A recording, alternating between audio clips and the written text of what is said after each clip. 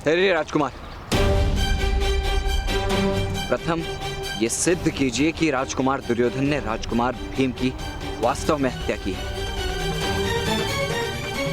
अन्यथा आपको मृत्युदंड भी प्राप्त हो सकता है। किंतु किस प्रकार सिद्ध किया जा सकता है कर्ण महोदय?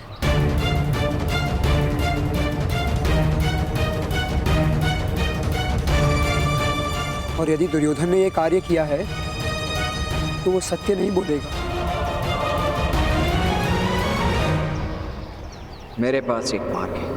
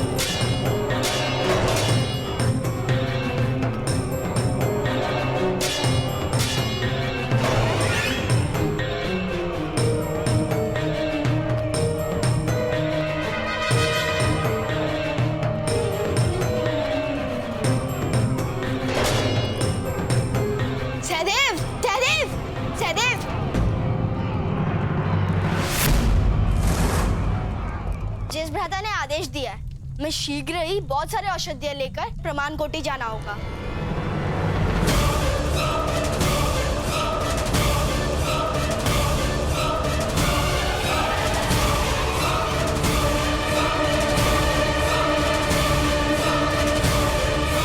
किंतु मैं माता की सेवा करने जा रहा हूँ नकुल।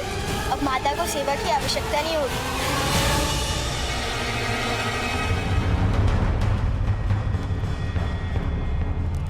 भ्राता भीम जलाशय से निकले और अभी मूर्छित है।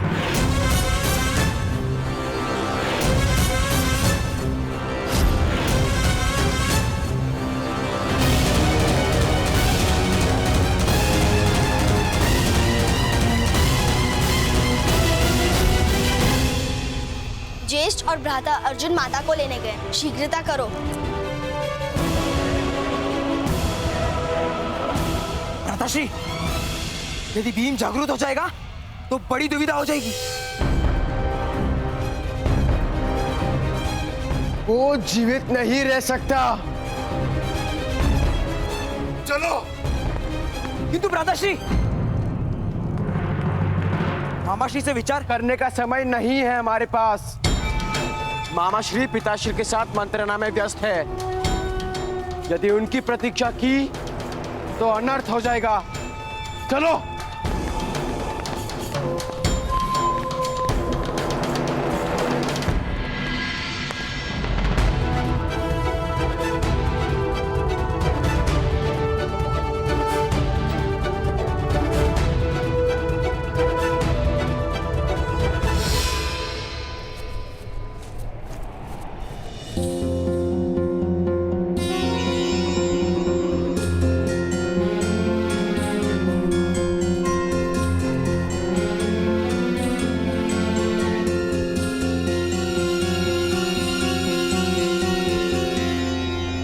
भीम कैसे है कर्ण महोदय?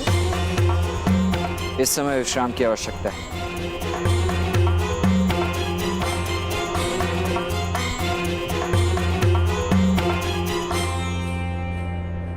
ये औषधियां इन्हें स्वस्थ कर देंगी।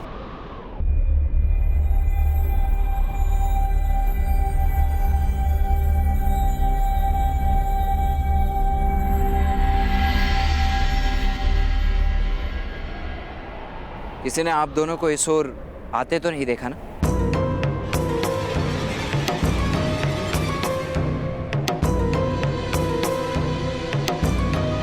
चलिए राजकुमार नकुल, राजकुमार सहदेव, आप दोनों को राजमहल लौट जाना चाहिए। आइए, मैं आप दोनों को छोड़कर आता हूँ। किंतु परंतु का समय नहीं है राजकुमार नकुल। यदि किसी ने आप दोनों को यहाँ देख लिया तो राजकुमार भीम के लिए समस्या उत्पन्न हो जाएगी।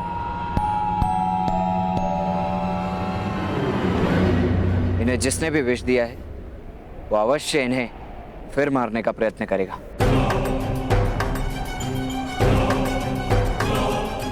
जब तक ये सत्य नहीं पता चल जाता कि राजकुमार भीम पर इस प्रकार विष प्रयोग किसने किया था, हमें ये बात गुप्त ही रखनी होगी।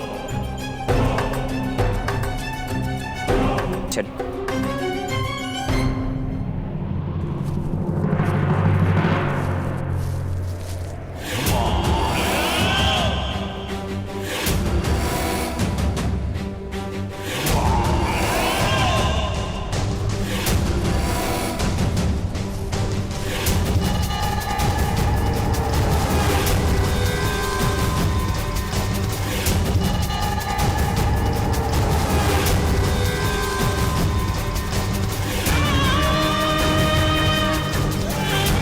चलो दुशासन, जो कार्य अधूरा रह गया था उसका अंत करते हैं।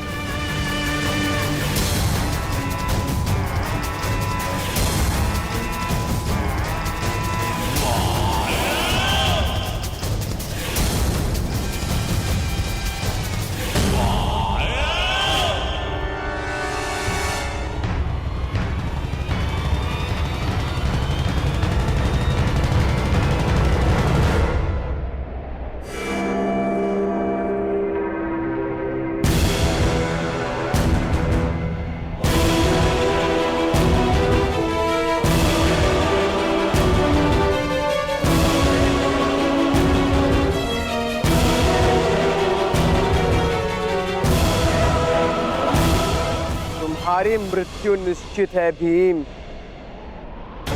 जो कार्य विष नहीं कर पाया वो मेरी गदा कर देगी।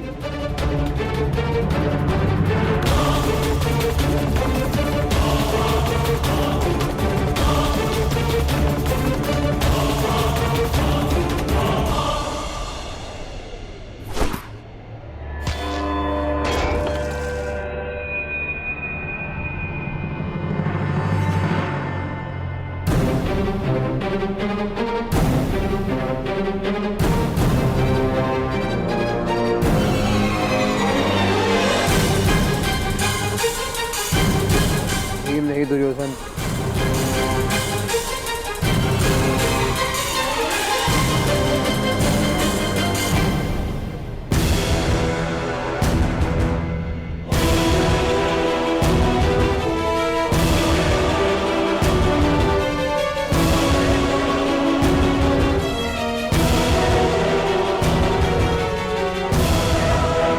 अब तो आपने स्वयं सिद्ध कर दिया कि भ्राता भीम की हत्या आपने की है।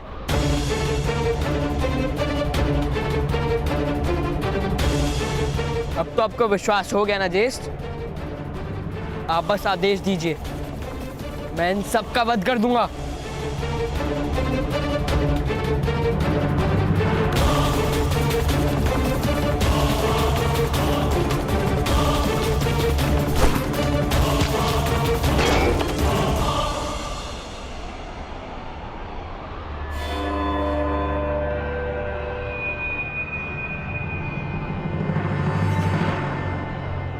अब आप क्या करेंगे भ्राता दुर्योधन? अब हम 5 हैं और आप अकेले।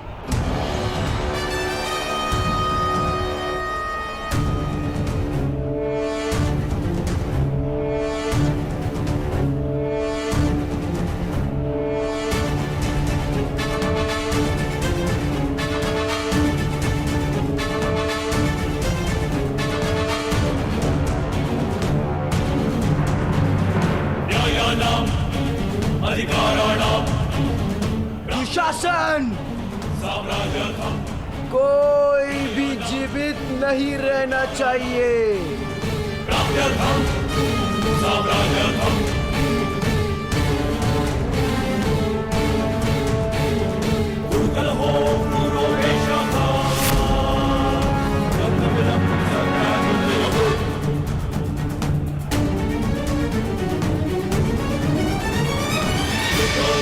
यस्य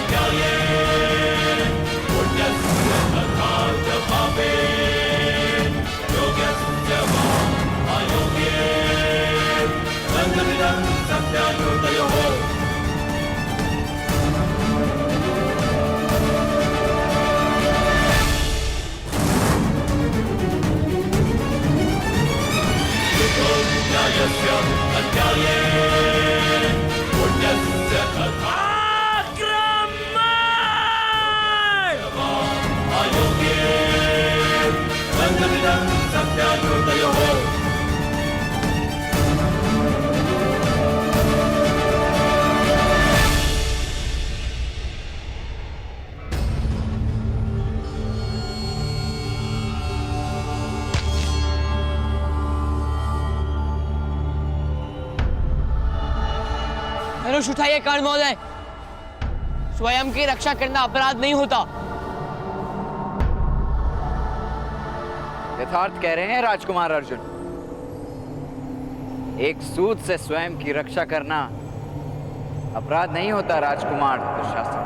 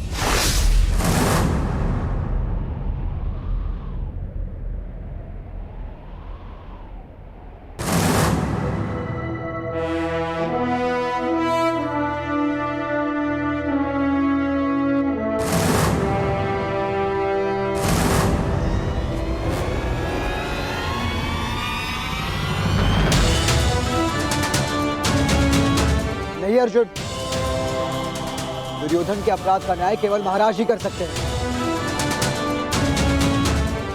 महाराज धृतराष्ट्र अपने पुत्र प्रेम में केवल अन्याय करेंगे राजकुमार युधिष्ठिर।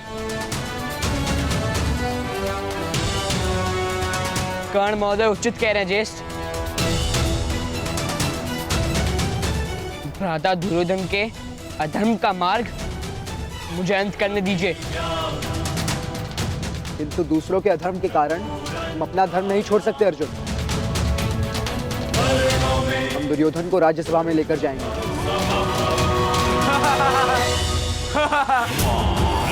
तुम कुछ भी सिद्ध नहीं कर सकते।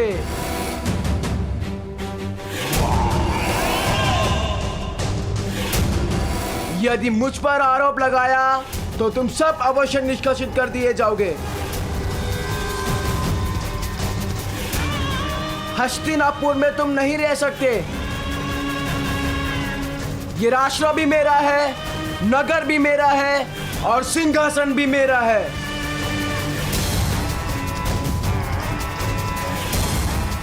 इसीलिए उचित यही होगा कि तुम अपनी माता को लेकर हस्तिनापुर का त्याग कर दो।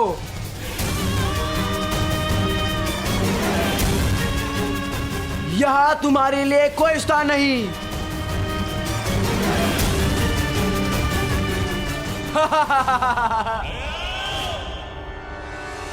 नहीं अर्जुन, हमारा मार्ग सदैव धर्म के साथ ही है। धर्म का मार्ग कठिन अवश्य है, किंतु अंत में विजय सदैव धर्म की ही होती है। और ये मेरा आदेश है अर्जुन, धनुष नीचे करो।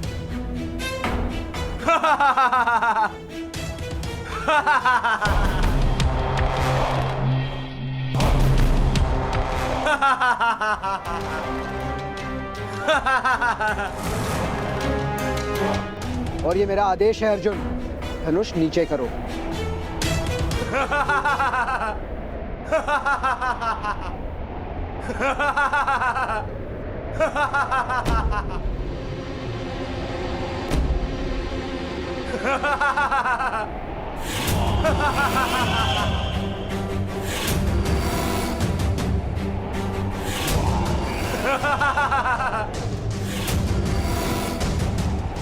मूर्ख हो तुम पांडु पुत्रों, मूर्ख। राज्यसभा प्रमाण मांगती है, अपराध सिद्ध करना पड़ता है, और तुम्हारे पास कोई प्रमाण नहीं कि मैंने भीम को विष दिया था।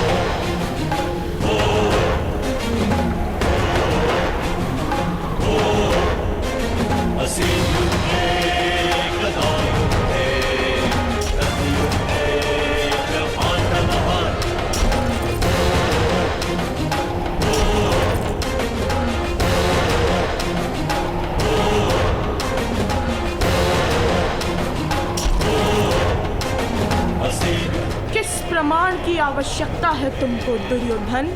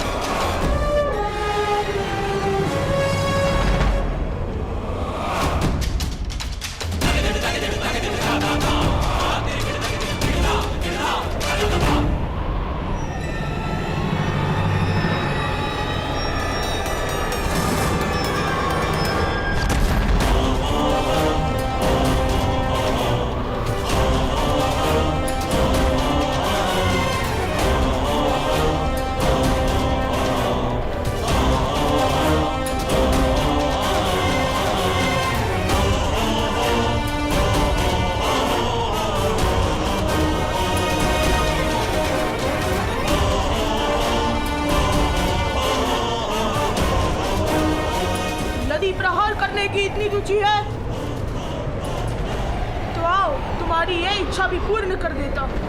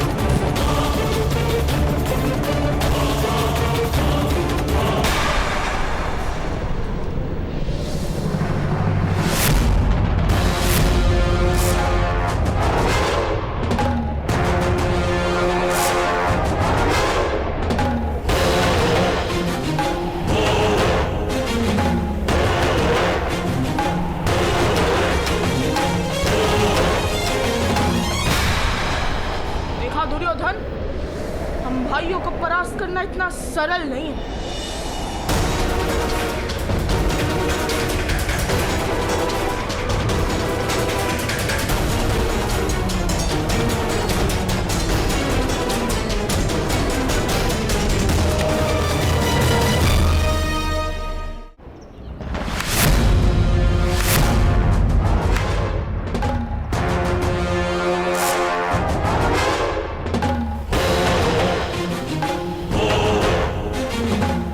देखा दुर्योधन, हम भाइयों को परास्त करना इतना सरल नहीं है।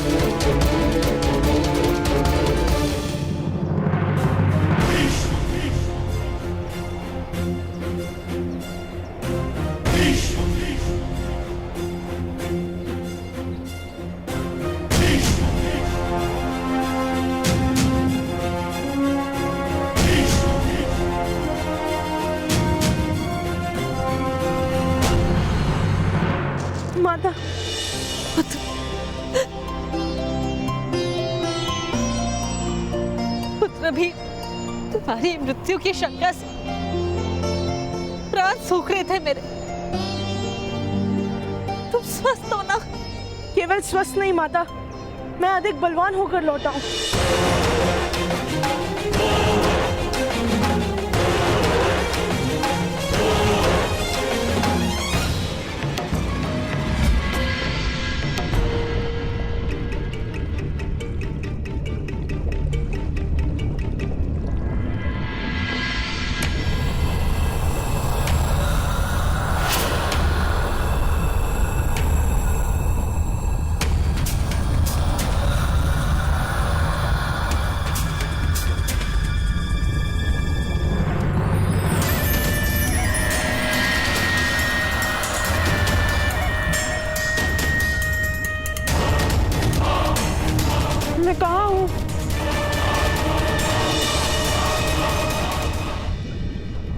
अपने मातामह के घर पुत्र भीम।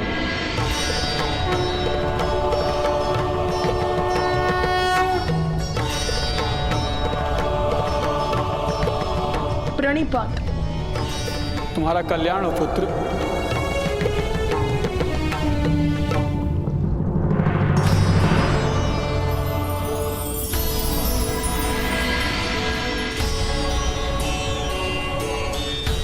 ये लो, ये अमृत तुम्हें और अधिक बलवान बनाएगा।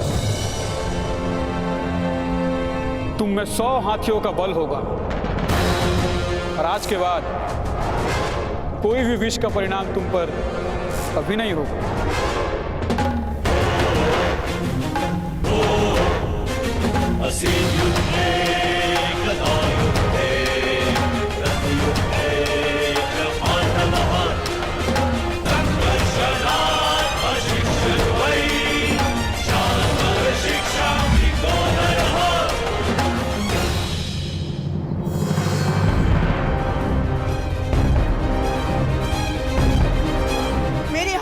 प्रयास करने वालों पर प्रतिशोध लेने हेतु माता।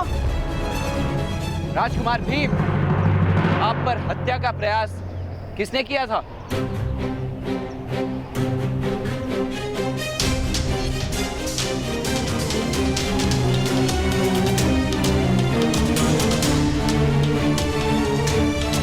किसने तुम्हारी हत्या का प्रयास किया?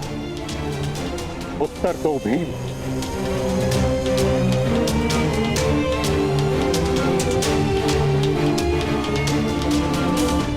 मेरी हत्या का प्रयास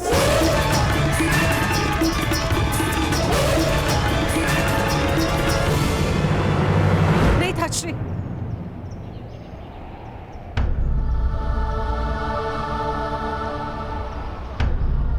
मेरे लिए मेरे पुत्र का जीवित रहना ही पर्याप्त कृपा है।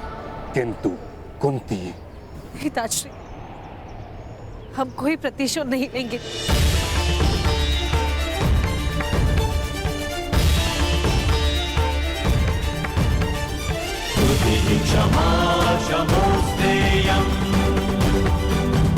चलो पुत्र।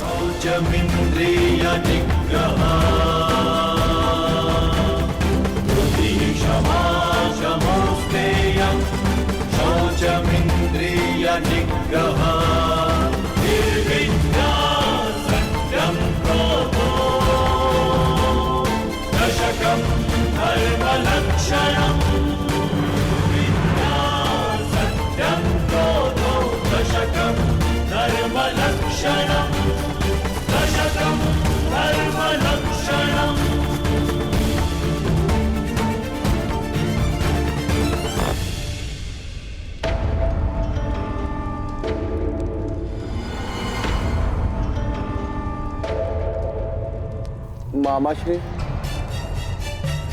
कल राज्यसभा में अवश्य ये लोग मुझ पर आरोप लगाएंगे। तुम चिंता मत करो पुत्र, आरोप लगाना होता तो आज ही कह देते। और तुम विश्वास रखो अपने पिता पर, तुम्हें कोई दंड प्राप्त नहीं होगा पुत्र। जल से जन्म होता है लकड़े का, इसलिए जल लकड़े को डुबोता नहीं। मुझे तो चिंता है इन 5 पांडवों के सामर्थ्य की। मामाश्री, यदि उन 4 पांडवों ने हमें रोका नहीं होता तो आज हम सब ने मिलकर उस भीम का वध कर दिया होता। 4 नहीं, 5 दुशासन, 5।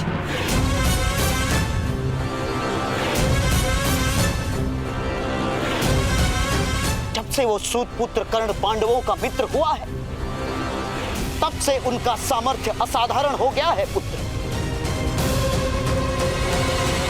क्योंकि वो सूत पुत्र अवश्य समर्थ और शक्तिमान है।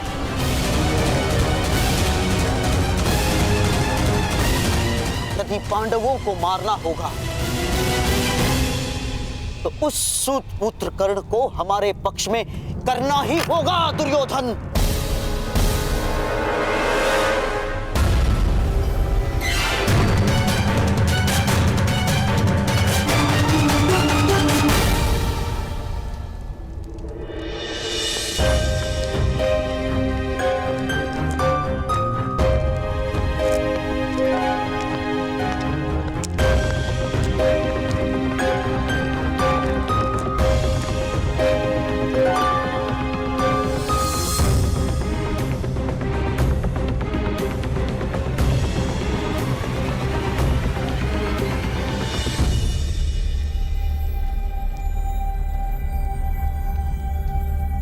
अपने पितामह से आज्ञा ले लो पुत्र।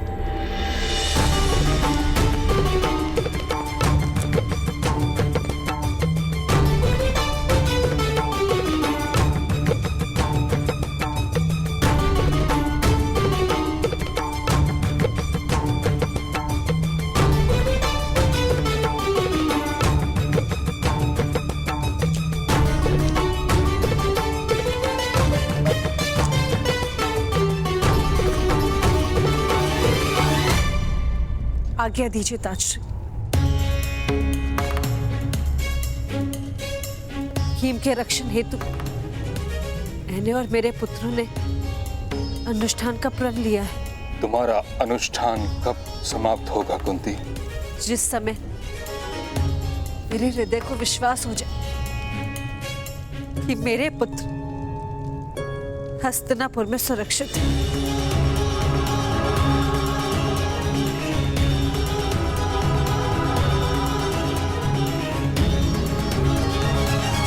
तुम्हारे पुत्र हस्तिनापुर में सुरक्षित नहीं हैं। तुम्हारे पुत्र हस्तिनापुर की रक्षा बनेंगे। यही इनका कर्तव्य है और यही नियति। कर्तव्य का वहां तो तब हो पाएगा जब जीवित रह पाएंगे ताजश्री। सिंहासन सदा रक्त मांगता है और मैं अपने पुत्रों का रक्त नहीं दे पाऊंगी।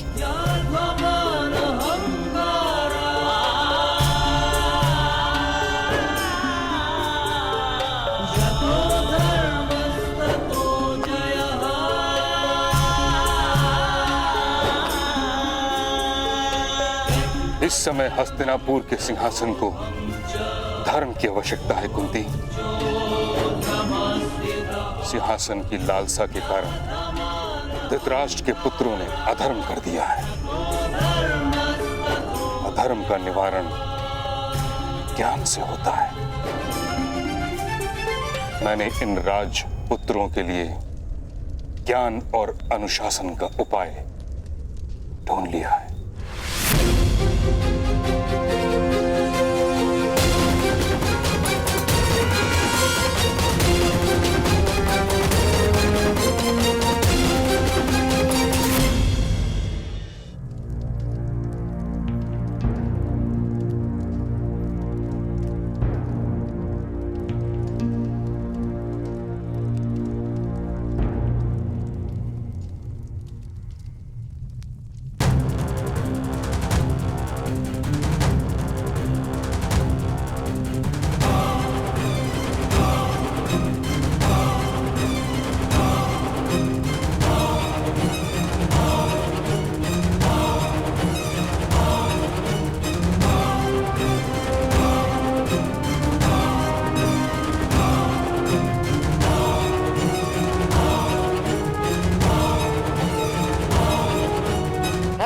महोदय कर्ण, आपको यहां महारानी कुंती ने नहीं, हमने बुलाया है। आपकी शक्ति और सामर्थ्य की चर्चा समस्त हस्तिनापुर में आग की तरह फैलने लगी।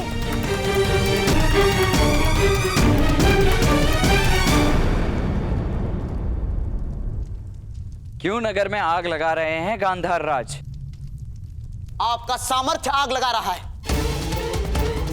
और मैं तो आग को बुझाने का प्रयास कर रहा हूं केवल। वो किस प्रकार?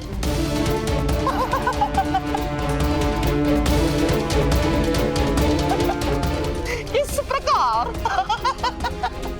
महोदय कर्ण, अग्नि जहां वास करती है वहां उसका कार्य परिवर्तित हो जाता है।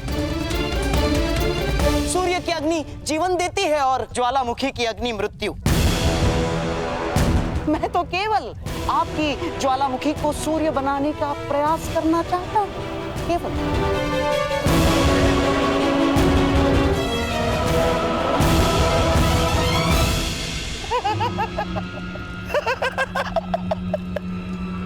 केवल प्रयत्न, केवल प्रयत्न।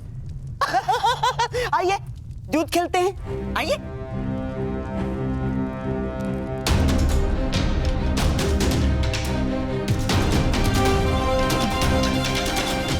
द्यूत खेलने का अधिकार है सूतों को?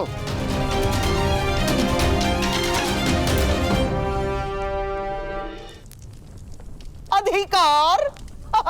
महोदय कर्ण, द्यूत और मदिरा का अधिकार सबको है। नीच प्रकार की वस्तुओं की यही तो महानता है, वो जाति भेद नहीं करती। हाँ तो महोदय, आज मेरे ओर से ये सब कुछ मैंने दांव पर लगा दिया है। यदि आप द्यूत में विजयी होते तो ये सारी वस्तुएं, ये धन, ये संपत्ति आपको प्राप्त हो जाएगी। हाँ, मुझसे किस दाव की अपेक्षा है? केवल समर्पण की अपेक्षा है।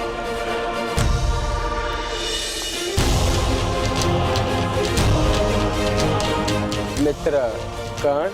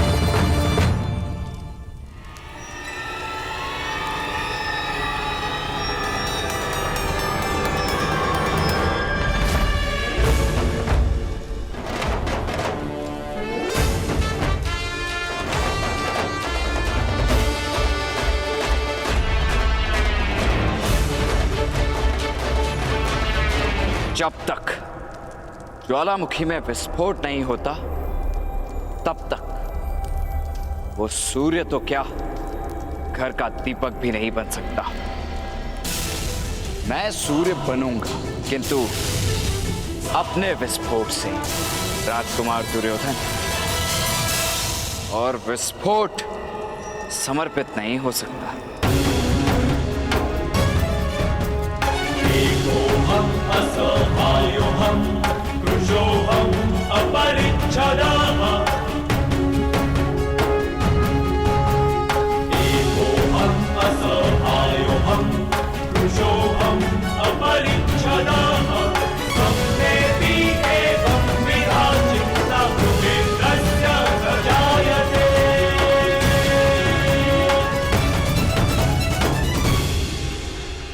मामाश्री, इस सूत को मैं नहीं छोड़ूंगा। ना, नहीं पुत्र दुर्योधन, मेरे होने वाले सम्राट ना। इसका जीवन ही तुम्हारी विजय होगी पुत्र दुर्योधन। और विजय तब ही प्राप्त होती है जब मनुष्य के प्रयास को अवसर की सहायता मिलती है। और अवसर अवश्य आता है पुत्र, अवश्य। धैर्य रखो, तुम्हारे पास भी अवसर आएगा और विजय तुम्हारी ही होगी पुत्र।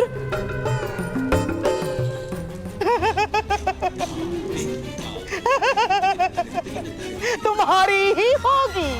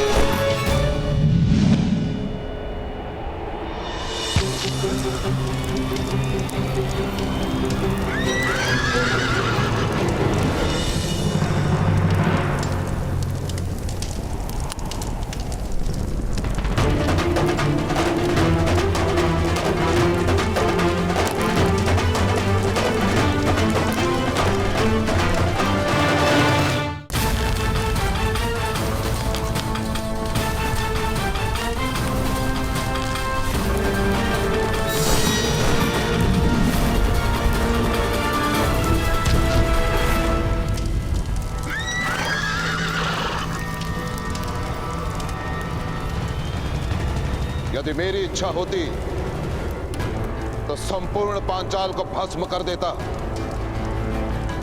परंतु मेरी आशाएं कुछ और हैं। इसलिए यदि जीवित रहना चाहते हो तो पांचाल लौट जाओ, अन्यथा कुरु राज्य के सीमा के भीतर तुम सबके प्राण हस्तिनापुर के सैनिकों के हाथों में होंगे।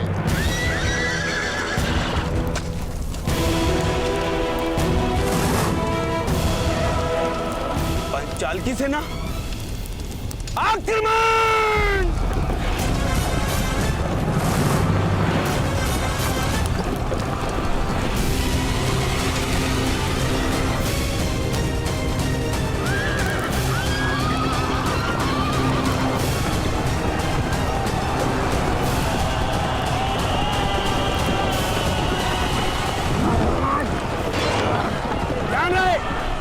हस्तिनापुर की सीमा में प्रवेश न करने पाए। वो देखो, भूगतग्राम की तरफ जा रहे हैं। पीछा करो!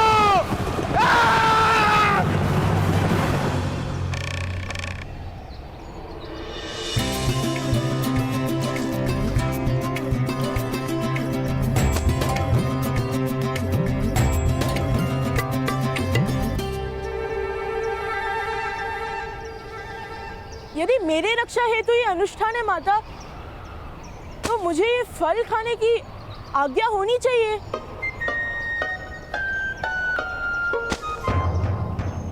जेष्ठ भ्राता, जब होम पूर्ण हो जाएगा तो प्रसाद भी मिल जाएगा। धैर्य रखिए।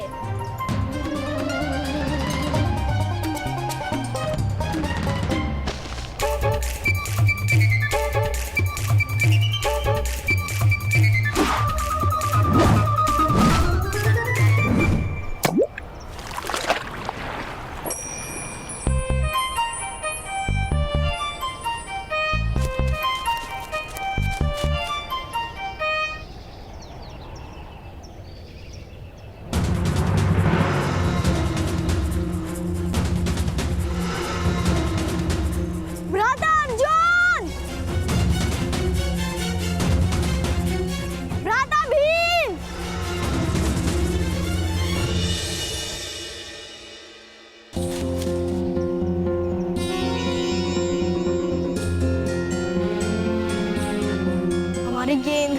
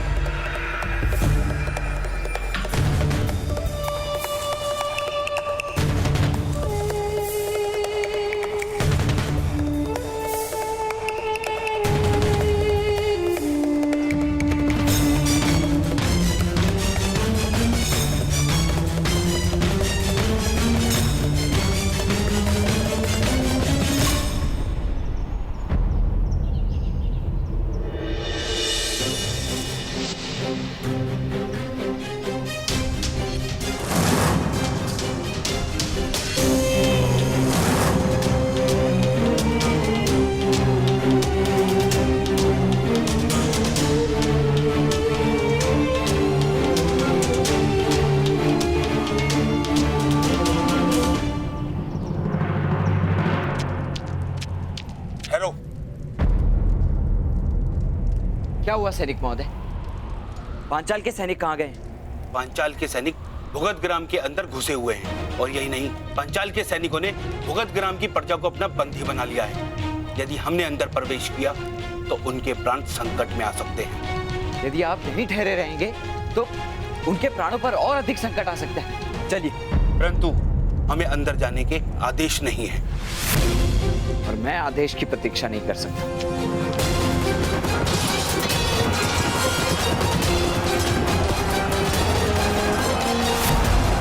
सूत है, इनकी रक्षा हेतु अपने प्राण कोई नहीं गंवाएगा।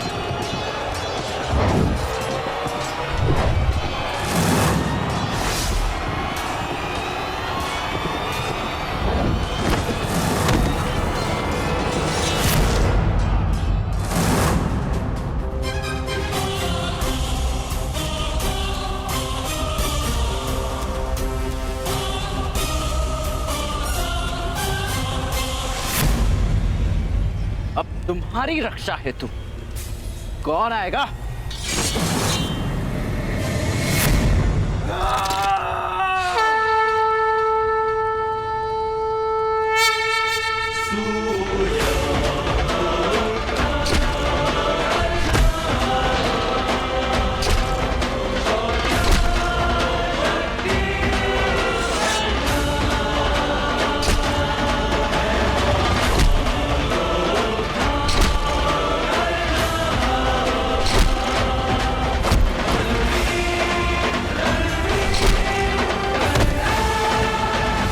रुक जाओ, अन्यथा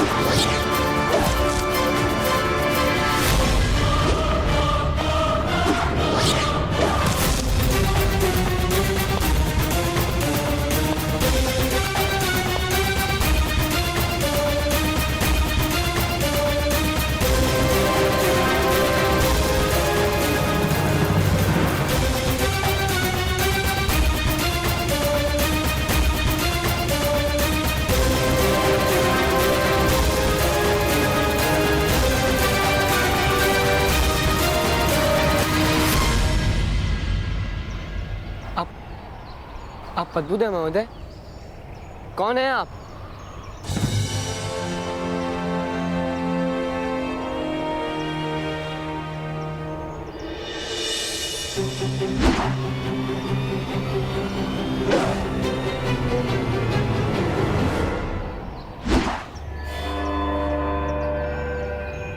इस प्रश्न का उत्तर तो तुम्हारे पितामह दे सकते हैं राजकुमार। एक मनुष्य का परिचय उसका सामर्थ्य होता है और वही उसका उचित परिचय होता है।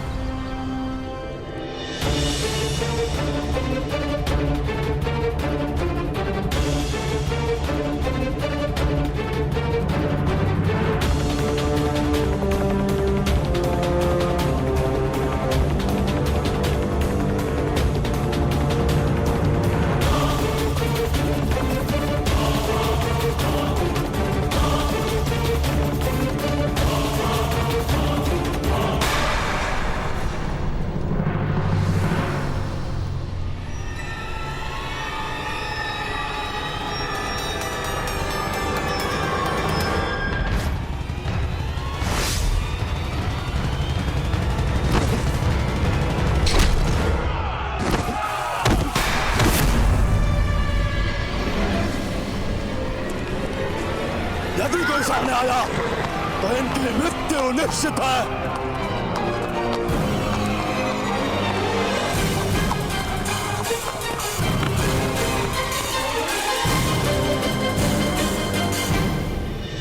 गांधार राज की जय हो।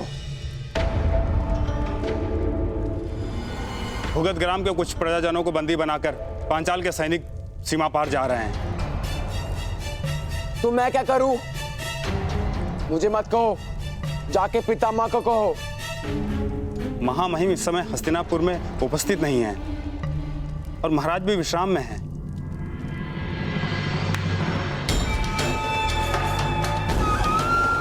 क्या पुत्र, यदि सूतों को बंदी किया है तो उनकी रक्षा हेतु हमारा नया मित्र कर्ण ही वहां गया होगा। वो हमारा मित्र नहीं है मामाश्री। तो अब हो जाएगा मेरे होने वाले सम्राट। जिस अवसर की इतनी प्रतीक्षा हम कर रहे थे वो शीघ्र ही तुम्हें प्राप्त हो गई, और सद्भाग्य से पांडव भी इस समय कुछ अनुष्ठान में लगे हुए हैं। इस अवसर का लाभ उठाओ पुत्र, शीघ्रता करो। और स्मरण रहे, मनुष्य के स्वभाव गुणों में समय सूचकता आवश्यक है। अवसर का अपमान न करो।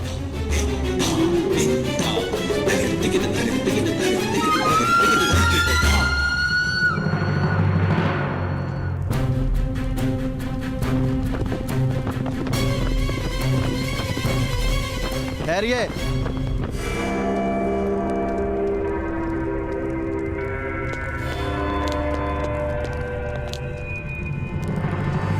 क्या हुआ? आप लोग यहाँ क्यों ठहरे हुए? यह हस्तिनापुर की सीमा है, आगे पांचाल का क्षेत्र आरंभ होता है। हमें पांचाल में जाने की आज्ञा नहीं। यदि हम पांचाल की सीमा में घुसे तो यह युद्ध का आह्वान माना जा सकता है। किंतु वो सैनिक मेरे परिवार और ग्रामजनों को उठाकर बंदी बनाकर ले गए। आपका कर्तव्य है उनकी रक्षा करना। बैल की रक्षा हेतु हाथी की बलि नहीं दी जाती। कुछ सूतों के लिए पूरा राष्ट्र युद्ध नहीं कर सकता।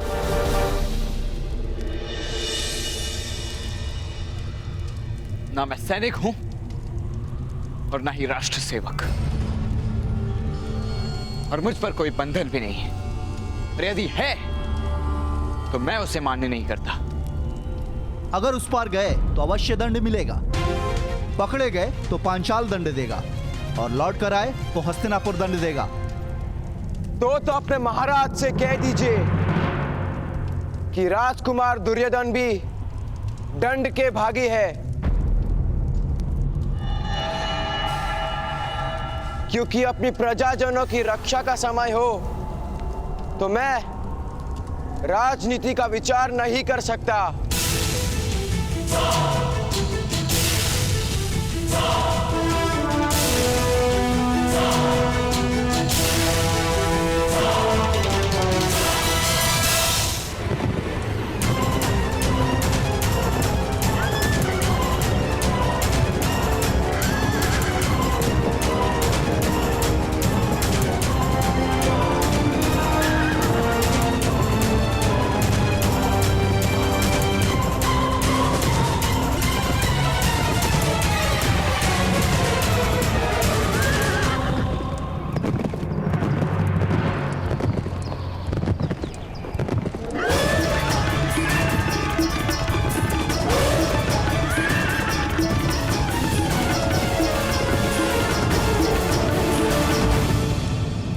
आप कौन है महोदय?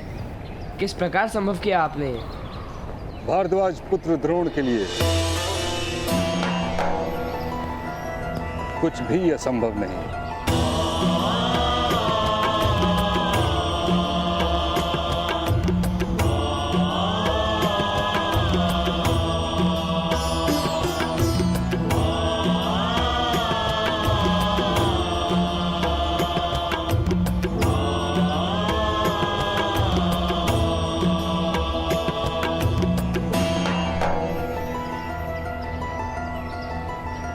प्रणाम गुरुद्रोण।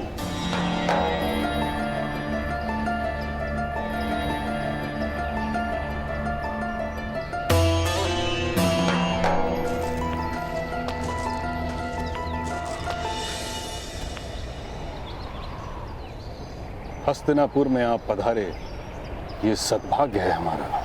सद्भाग्य और दुर्भाग्य का निर्णय इतनी शीघ्रता से मत लीजिए महामहिम।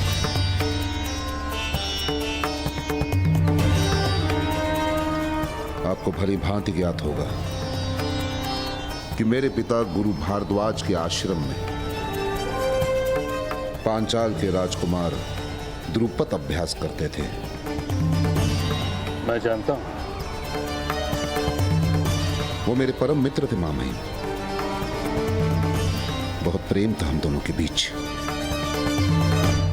और इसी मित्रता के कारण मैंने द्रुपद को अपनी विद्या में भाग दिया, अपने ज्ञान में भाग दिया। द्रुपद ने मुझे वचन दिया कि कि उसके जीवन में जितनी भी उपलब्धियां आएंगी उसमें मुझे वो आधा भाग देगा। परंतु जब मैं उसके राज्य का आधा भाग मांगने गया, पता है उसने मेरे साथ क्या किया? उसने मेरा अपमान किया, मेरा तिरस्कार किया।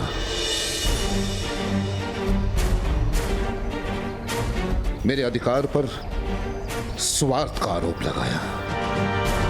स्वार्थी कहा मुझे। उसने केवल एक मित्र का अपमान नहीं किया, उसने एक शिक्षक का भी अपमान किया। और उसी दिन मां महिम मैंने प्रण ले लिया कि एक शिक्षक के अपमान का प्रतिशोध शिष्य लेंगे।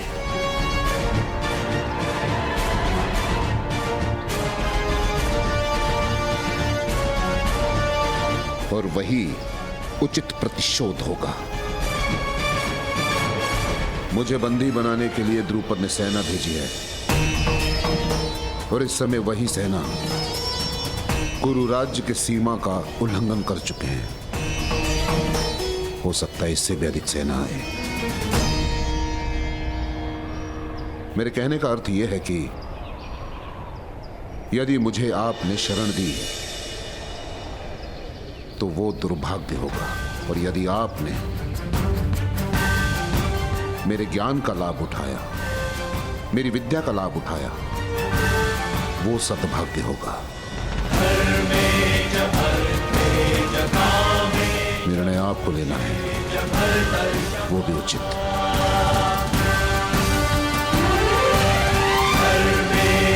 गुरुदेव, सूर्य ग्रहण से होने वाले अंधकार को दुर्भाग्य माना जाता है, किंतु मेघों से जो छाया अंधकार होता है वो तो सद्भाग्य का प्रथम चिन्ह है।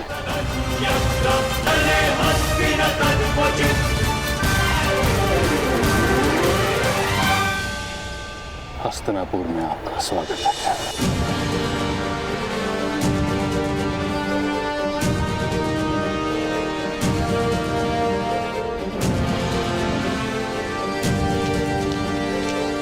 महामहिम, पांचाल के सैनिक कुछ सूतबंदियों को लेकर पांचाल जा रहे हैं।